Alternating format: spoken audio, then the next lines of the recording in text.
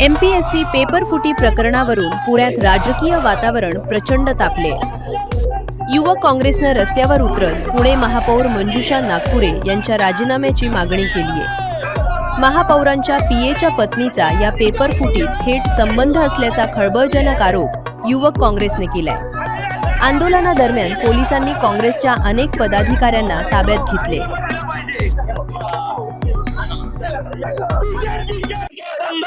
झाली पाहिजे कारण का इथं देखील महापालिका लिकेचा लीक झाली कोण आहे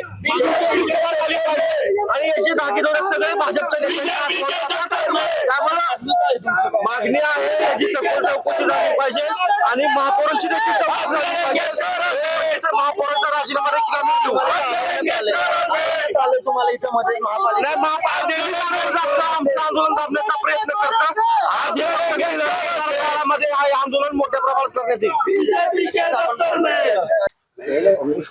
सीईटी आणि तथित एमपीएससी पेपर फुटीच्या प्रकरणाच्या निषेधार्थ आज अकोला जिल्हा युवक काँग्रेसच्या वतीने निषेध म्हणून पाण्यावर टाकीवर चढून आज आम्ही निषेध व्यक्त केला व दादा भुसेने राजीनामा द्यायला पाहिजे ही युवक काँग्रेसची मागणी आहे।